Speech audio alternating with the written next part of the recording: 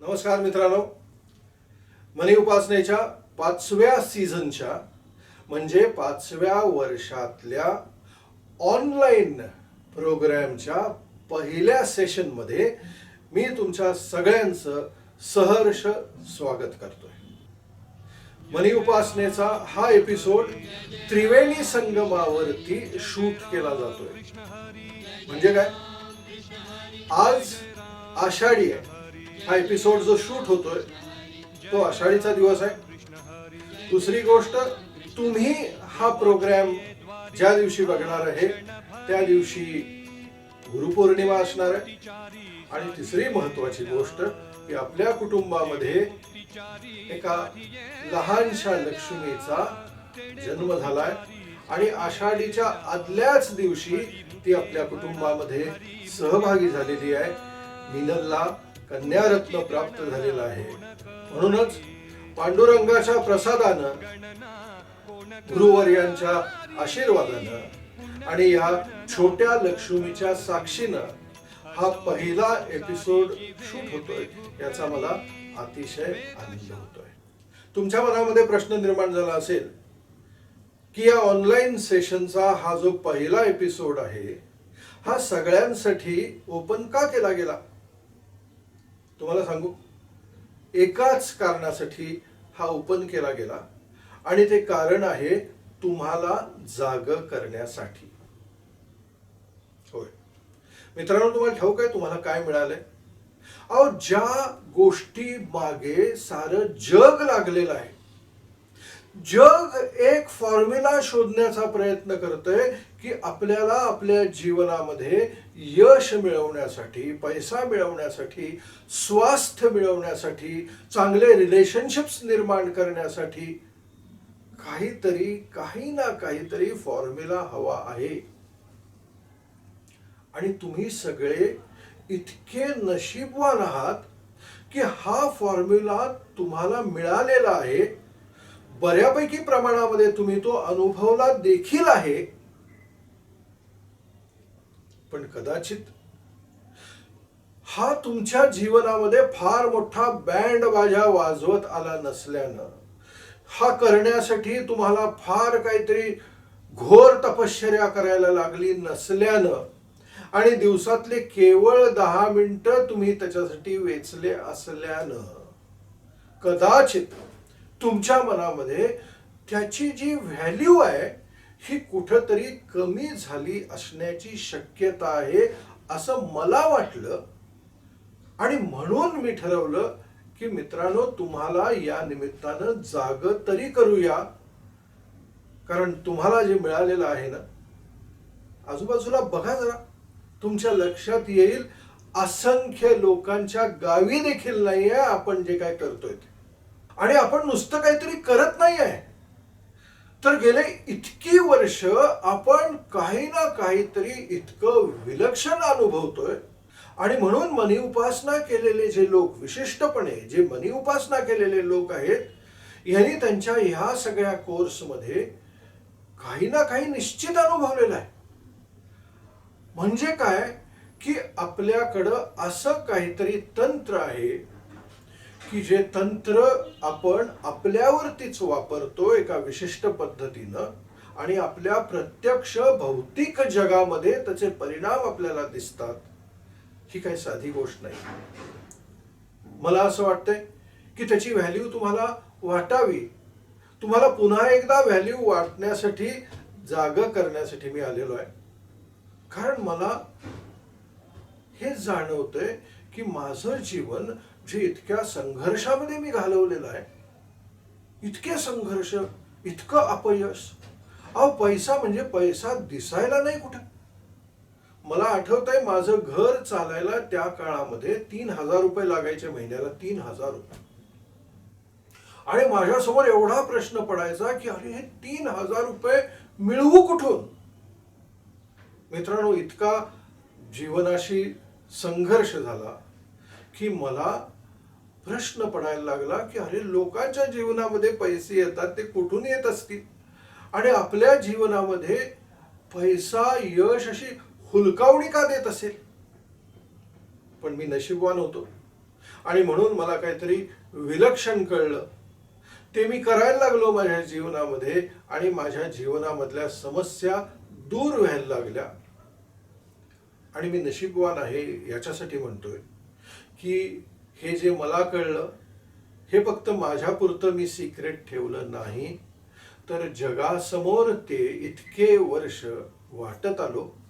आणि असंख्य लोकांनी जगामध्ये जे ओपन होते लोक, हे सर्वसामान्य लोकांसाठी नाही आहे. कारण हे तुम्ही इतरांशी बोलायला गेला तर कदाचित लोक खुळ्यात काढतात आपल्याला. कारण लोकांना आत जाऊन काही करायची सवय नाही आहे, लोकांना बाहेर काहीतरी करायची सवय आहे.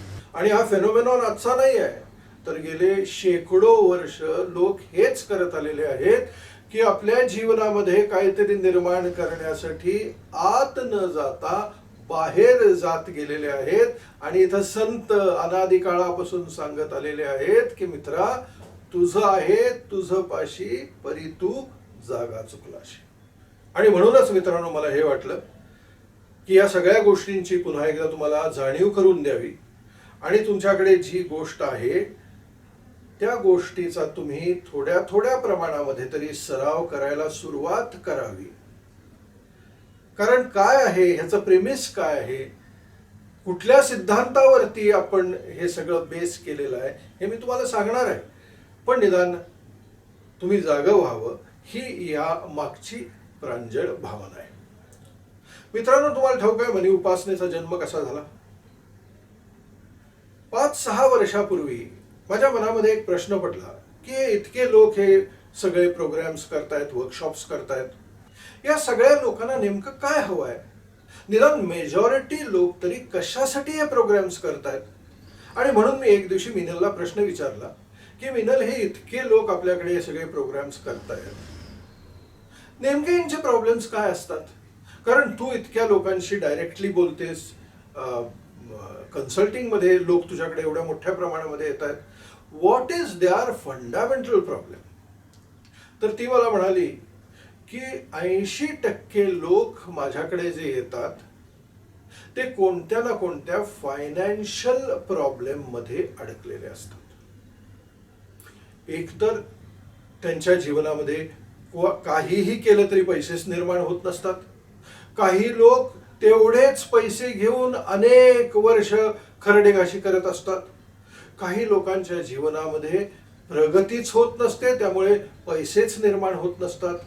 काही लोकांचे कुठेतरी पैसे अडकलेले असतात. काही लोकांनी कुठेतरी पैसे गुंतवलेले असतात, तिथून त्यांना काहीही मोबदला मिळत नसतो. तर काही लोकांना कर्ज असतात, त्या कर्जामध्ये ते इतके असे दबून गेलेले असतात की त्यांना श्वास देखील घेता येत नसतो. तिने हे सांगितल्यानंतर माझ्या मनामध्ये प्रश्न असा निर्माण झाला की जीवनामध्ये पैसा निर्माण करणं हा जर लोकांच्या आयुष्यामधला एवढा गंभीर प्रॉब्लेम असेल तर आपण तो सॉल्व्ह करायला पाहिजे. कारण त्याच्यामध्येच त्यांची इतकी एनर्जी जाते की बाकीच्या सगळ्या गोष्टी ज्या जीवनाला समृद्ध करणाऱ्या असतात त्या गोष्टींकडे कदाचित त्यांचं लक्षच जात नसेल. तर या गोष्टीतून त्यांना जर आपण रिलीज केलं तर कदाचित they would lead a better life, असं मला वाटायला लागलं. आणि मग दुसरा माझा सिद्धांत फिक्स होता की एखाद्याच्या जीवनामध्ये सहजरित्या एखादी गोष्ट येत नसेल तर मित्रांनो त्याचं कारण काय? तुम्हाला सगळ्यांना ठाऊक आहे. कारण एकच आहे की कुठंतरी काहीतरी ब्लॉक्ड आहे.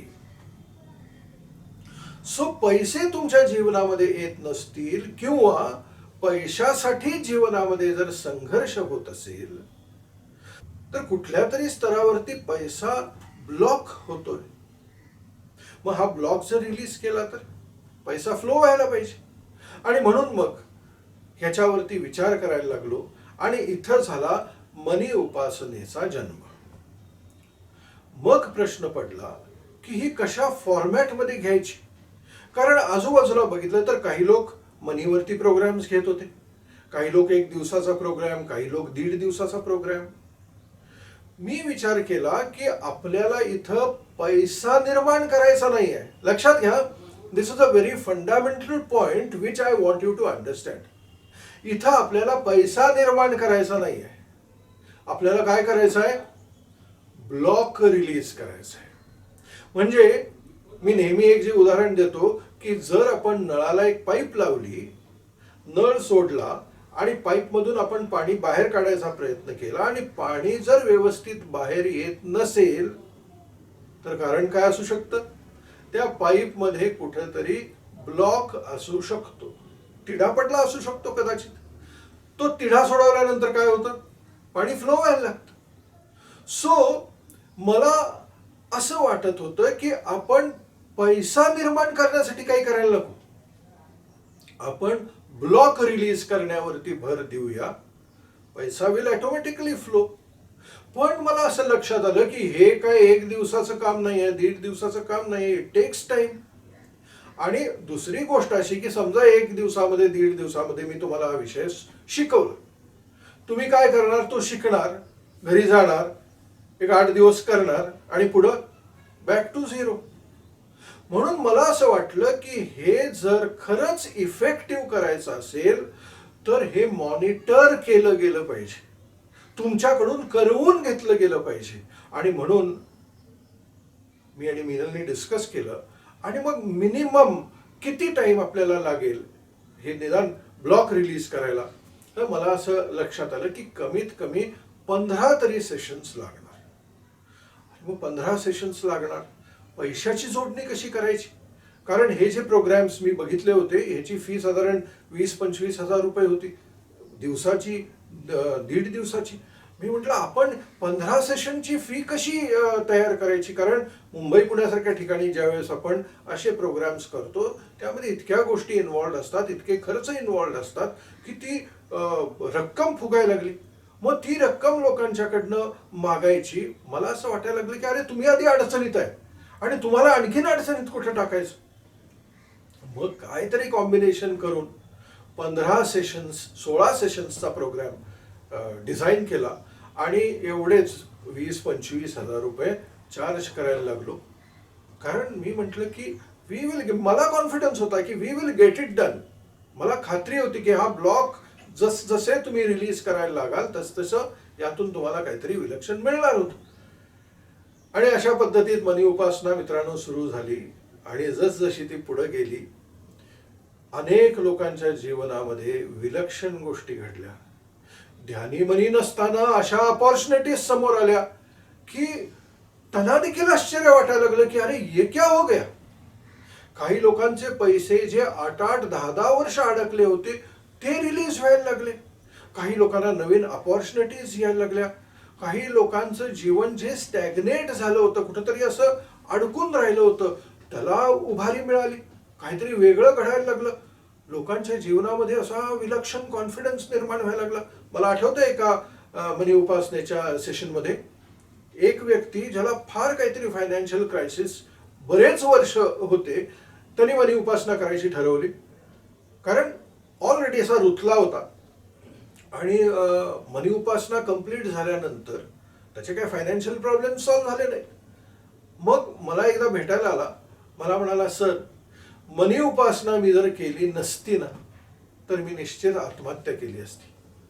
मनी उपासना केल्यामुळं माझा फायनान्शियल क्रायसिस सॉल्व्ह झालेला नाही आता, पण माझ्यामध्ये एक असा कॉन्फिडन्स निर्माण झाला, माझ्यामध्ये एक अशी विलक्षण शक्ती निर्माण झाली की मी सस्टेन करू शकलो ते सगळं, मी ते फेस करू शकलो.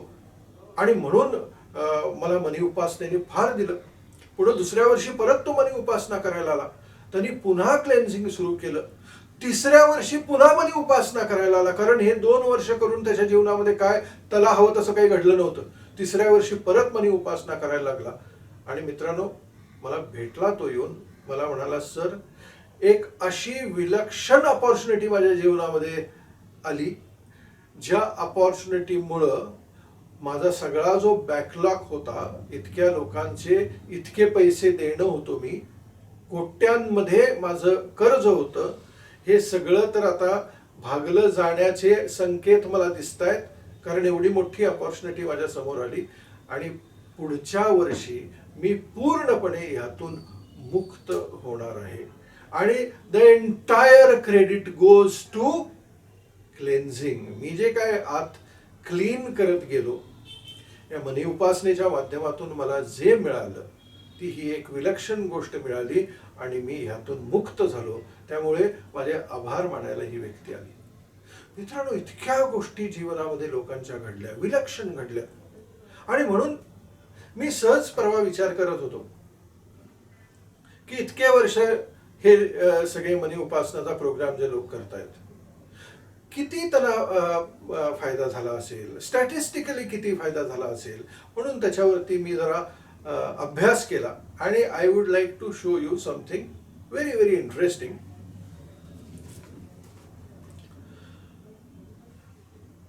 ज्या लोकांच्या जीवनामध्ये असं विलक्षण ट्रान्सफॉर्मेशन झालं,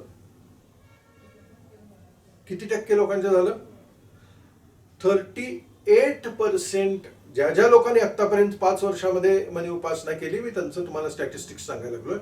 38% पीपल हॅड ट्रान्सफॉर्मिंग एक्सपिरियन्सेस. आयुष्यच काहीतरी बदलून गेलं.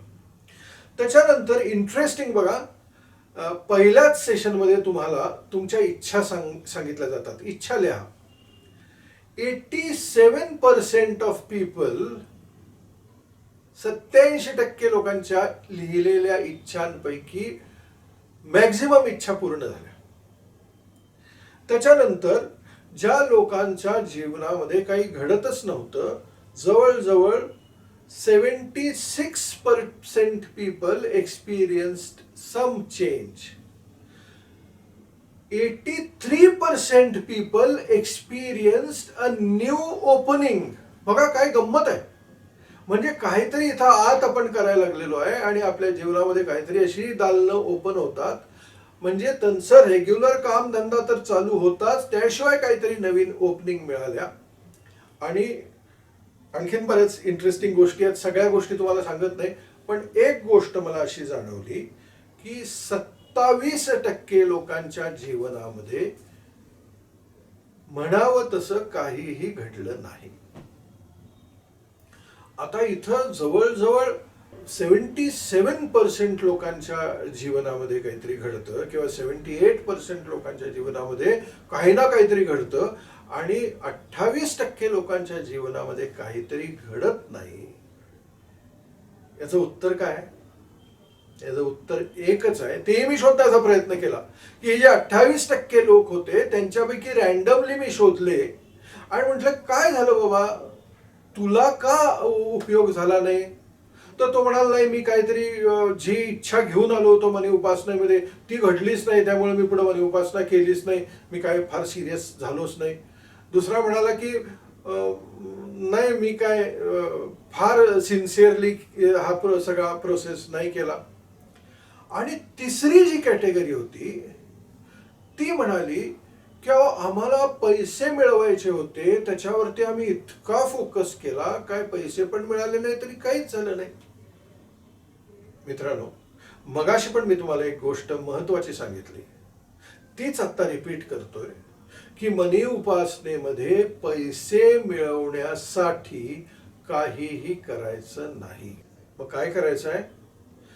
आतमध्ये पैशाविषयी जे ब्लॉक्स आहेत ते काढायचे आहेत. फोकस पैसे मिळवणं नसला पाहिजे, फोकस ब्लॉक्स रिलीज करणं असला पाहिजे. आणि हा जर तुमचा फोकस असेल तर ऑटोमॅटिकली रिझल्ट्स येतात. आणि मनी उपासनेमधला हा सगळ्यात महत्वाचा फॉर्म्युला आणि मनी उपासनेमधलं हे सगळ्यात महत्वाचं सिक्रेट आहे. हे सिक्रेट समजलं पाहिजे तुम्हाला देखील. We are not interested in creating money, we are interested in releasing our blocks. आणि म्हणून तुम्ही कुठं फोकस करता? पैशावर फोकस करता की रिलीज वरती फोकस करता? ह्याच्यावरती सगळं इक्वेशन मानलं गेलेलं आहे. आणि म्हणून मित्रांनो, मनी उपासना आपण 3 ऑब्जेक्टिव्ह वरती क्रिएट करतो. पहिलं क्लेन्झिंग, दुसरं एम्पॉवरिंग आणि तिसरं experiencing. First thing is cleansing. Cleansing केल्यानंतर एम्पॉवरिंग म्हणजे तुम्ही जे शिकलेलं आहात ते ऍक्च्युली प्रॅक्टिस करणं. जसं आपण दरवेळेला मनी उपासनेमध्ये गिव्हिंग करतो, गिव्हिंग ही एम्पॉवरमेंट आहे. पण माझा अनुभव असा आहे की या सगळ्या गोष्टी मनी उपासना चालू असेपर्यंतच असतात. मनी उपासना संपलं की तुमचं क्लेन्झिंग पण संपतं. मुळात मनी उपासना संपल्यानंतर क्लेन्झिंग संपलं नाही पाहिजे, क्लेन्झिंग सुरू झालं पाहिजे. पण तिथं माणसं ढेपाळतात कदाचित. एम्पॉवरिंग जी काही गोष्ट आहे, मग ती गिव्हिंग असेल, ग्रॅटिट्यूड असेल, लव्ह असेल, जे काही क्रिएट करायचे जे टेक्निक्स असतील त्या टेक्निक्स एम्पॉवरिंग मधला भाग आहे. त्या पण सगळ्या अशा त्याची बॅटरी डाऊन व्हायला लागते. ह्या दोन केल्यानंतर तिसरा भाग आहे फक्त experiencing. You don't have to do anything, you just have to experience. आणि म्हणून मित्रांनो, हे ऑनलाईन प्रोग्राम्स काय प्रकार आहे? ऑनलाईन प्रोग्राम्सचा फॉर्म्युला काय हे मी तुम्हाला सांगतो. मेजॉरिटी आम्हाला असं लक्षात आलं की आपल्याला क्लेन्झिंगला एक 15 सेशन्स तरी लागणार. मग 15 सेशन्स आपण क्लेन्झिंग केलं. आता क्लेन्झिंग नंतर एम्पॉवरिंगच्या ज्या काही टेक्निक्स आहेत, ह्या टेक्निक्स पण ॲडिशनली शिकवायला पाहिजे होत्या. पण मग त्या पुन्हा 8 सेशन्स, सगळंच वाढतं, त्याचं बजेट वाढतं, फी वाढते. आणि मग असं वाटायला लागलं की अरे परत एवढे पैसे, मग गरज काय? फोकस काय होता आपला? क्लेन्झिंग.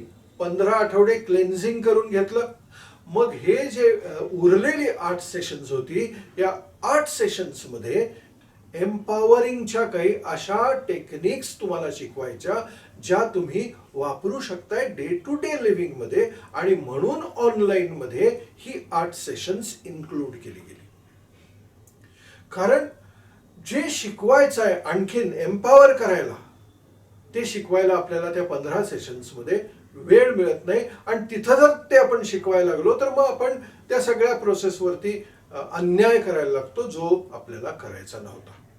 आणि म्हणून मित्रांनो, हे जे तुमच्या समोर उरलेले 8 सेशन्स असणार आहेत, या 8 सेशन्स मध्ये तुम्हाला काही एम्पॉवरिंग टेक्निक्स शिकवली जातील.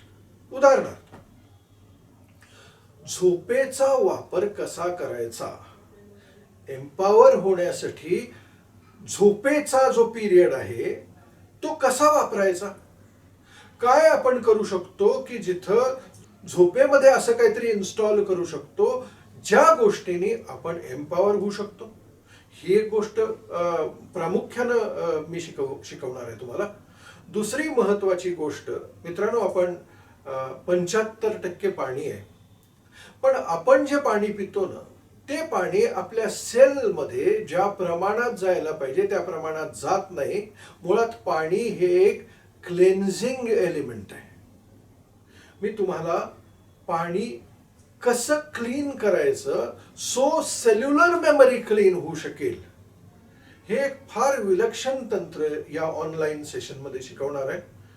तिसरी महत्वाची गोष्ट शिकवणार आहे मी की कोणतं व्हिज्युअलायझेशन सगळ्यात प्रभावी ठरतं to attract money. Very interesting. We have to know all these things. चौथी महत्वाची गोष्ट मी शिकवणार आहे की मी जे नेहमी बोलत आलेलो आहे की आपला डीएनए जर ओपन झाला तर आपलं भाग्य ओपन होतं. आता डीएनए ओपन करणं म्हणजे काय आणि ते कसं करायचं. सो डीएनए ओपन कसा करायचा हा एक ह्यातला महत्वाचा भाग मी शिकवणार आहे.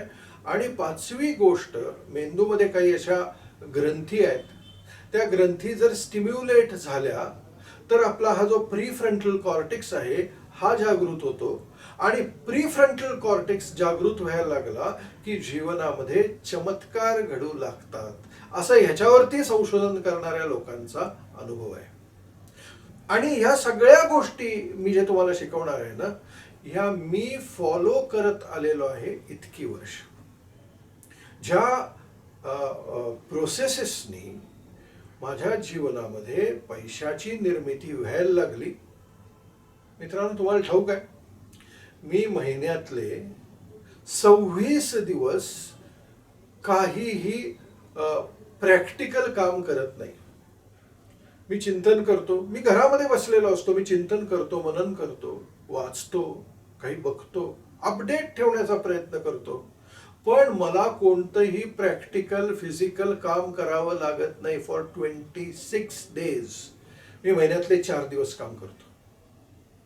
मी महिन्यातले 30 दिवस काम करायला लागलो तर, पण मला करायचं नाहीये, कारण 26 दिवस घरामध्ये आनंदात बसून जीवन एक्सप्लोर करण्याचं किती लोकांना भाग्य मिळतंय. मी भाग्यवान आहे, मी भाग्यवान आहे. I am fortunate, I can do that. आणि जे काही मी त्या सगळ्या प्रोसेसमध्ये आत्मसात करतो, मला जे काही प्रसाद रूपी कळतं, ते सगळ्या जगामध्ये उधळत राहतो. आणि म्हणून मित्रांनो, मला असं वाटतंय की तुम्ही हा जो अपकमिंग ऑनलाईन प्रोग्राम आहे, ज्याचं दुसरं सेशन 15 दिवसांनी, म्हणजे मला वाटतं किंवा 24 किंवा 25 जुलैपासून दुसरं सेशन सुरू होणार, आणि दर 15 दिवसानंतर एक सेशन इंट्रोड्यूस केलं जाणार आहे. तुम्ही सगळ्यांनी आवर्जून या ऑनलाईन सेशन्सचा फायदा घ्यावा. क्लेन्झिंग करावं, क्लेन्झिंग थांबवू नका. जुन्या लोकांना मला सांगायचं आहे की पूर्वीचे पेपर्स काढा, तुम्हाला आत बघा, आत जाऊन बघा. अजूनही जर भीती आत असेल, जर तिरस्कार आत असेल, जर कमतरता आत असेल, जर दुःख आत असेल पैशाविषयी किंवा कोणत्याही गोष्टीविषयी, रिलीज करा. तुम्ही फक्त दिवसातले 10 मिनिटं स्वतःला द्या क्लेन्झिंग करायला. Your life will change. आणि क्लेन्झिंग वर भर द्या, पैशाकडे बघूही नका, बघूही नका. कोणाचं तरी वाक्य मी आज सकाळीच वाचत होतो. तो व्यक्ती म्हणाला की मला स्वतःला असं बनवायचं आहे की पैसा माझ्या मागे लागला पाहिजे, मला पैशाच्या मागे लागण्याची गरज नाही. एक्झॅक्टली तुम्ही त्या अवस्थेमध्ये आहात. तुम्ही ऑलरेडी काहीतरी विलक्षण अनुभवलेलं आहे. So gear up. ऑनलाईन प्रोग्राममध्ये ज्या ज्या लोकांना सहभागी व्हावंसं वाटतं, सहभागी व्हा. हा एपिसोड झाल्यानंतर एक स्लाइड येईल, त्या स्लाइडमध्ये फोन नंबर असेल, तिथं बुकिंग करा. मित्रांनो, स्टीफन कोई ज्यांनी 7 habits of highly effective people हे पुस्तक लिहिलं, त्यामध्ये पहिलं हॅबिट जे त्यानं लिहिलेलं आहे ते हॅबिट आहे शार्पनिंग युअर सॉ. म्हणजे तुमचं जे हत्यार आहे ते नेहमी धार करून ठेवा, धार करून ठेवा. तुम्हाला मी हत्यार दिलेलं आहे टॅपिंगच्या स्वरूपामध्ये, आणखीन बऱ्याच गोष्टी शिकवलेल्या आहेत. त्या जर अडगळीत टाकून दिल्यात तर त्याची धार जाईल. त्या जर वापरत राहिला तर त्याला एक प्रकारची धार येईल, आणि त्या धारेने तुमच्या जीवनाला धार येईल. म्हणून जागे व्हा आणि जीवनाला असं तेजस्वी बनवा की पैसा, सुख, समाधान तुमच्या मागे येईल, तुम्हाला त्याच्या मागे जाण्याची गरज नाही. मित्रांनो, हा एपिसोड संपवण्याआधी एक सिंपल ट्रिक पैसा आकर्षित करण्याची मी तुम्हाला दाखवणार आहे, सांगणार आहे, शिकवणार आहे. ही गोष्ट 1987 साली मी हाँगकाँगमध्ये ज्यावेळेस गेलो होतो, फेंगशुई शिकण्याचा एक ध्यास होता. त्यावेळेला एक चायनीज मॉन्कनी मला ही शिकवली होती. ती मी त्यावेळेपासून फॉलो करायला लागलो, आणि खरंच माझ्या जीवनामध्ये पैसा निर्माण झाला. फार अवघड नाही आहे, सोपी आहे म्हणून शिकवतो. करून बघा, नथिंग टू लूज. मित्रांनो, तुम्हाला ठाऊक आहे, एक अशा पद्धतीचं झाड असतं, ह्याला बॅम्बू ट्री म्हणतात. सगळीकडे मिळतं हे झाड, तुम्हाला माहिती असेल.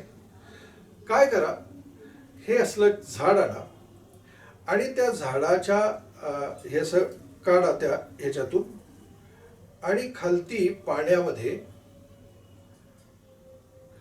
एक 10 रुपयाची नोट ठेवा. ती नोट कालांतराने खराब होऊन जाणार आहे, खराब होऊ दे, नो प्रॉब्लेम. ती नोट ठेवा, आणि जिथं कुठे हे झाड ठेवाल, याला साधारणपणे 2-3 दिवसांनी थोडं पाणी द्यावं लागतं. त्याला पाणी द्या, आणि पाणी देताना पाण्याला लव्ह अँड ग्रॅटिट्यूड, प्रेम आणि कृतज्ञता द्या. आता तुमच्या अंतर्मनालाही लक्षात येणार आहे की हे झाड साधं नाही आहे, कारण ह्याच्या मुळाशी पैसा आहे. सो अंतर्मनाला लक्षात येणार आहे की हे झाड आता ऑर्डिनरी प्लांट नाही आहे, हे मनी प्लांट आहे. आणि तुम्ही कशाला पाणी घालताय? मनी प्लांटला पाणी घालताय. त्याच्याकडे लक्ष द्या, प्रेमाने त्याच्याशी बोला. मित्रांनो, माझ्या हातात असलेलं झाड बघितलं तुम्ही? हे केवढं मोठं झालेलं आहे. हे एवढंसं झाड असतं नाहीतरी नॉर्मली, पण कारण ह्या झाडाशी मी रोज बोलतो, त्याला पाणी देतो, त्याच्या मी मुळाशी पैसे ठेवलेले असतात. आणि माइंड यू, पैसे म्हणजे कॉइन्स ठेवू नका, कारण चायनीज शास्त्राप्रमाणे पैशाचं तत्व लाकूड आहे. पेपर हा वूडपासूनच बनवलेला असतो, म्हणून त्याला तो पूरक असतो. कॉइन्स मेटल आहे. मेटल वूडला कापतं, डिस्ट्रक्टिव्हली इंटरफिअर करतं, त्यामुळे ते त्याला मारक आहे. म्हणून कॉइन्स ठेवू नका, नोट ठेवा. आणि नोट ज्यावेळेस पूर्ण डिसइंटिग्रेट होईल त्यावेळेस दुसरी नोट ठेवा. तर पैशाचं झाड जिवंत ठेवा. मित्रांनो, हे फॉलो करा.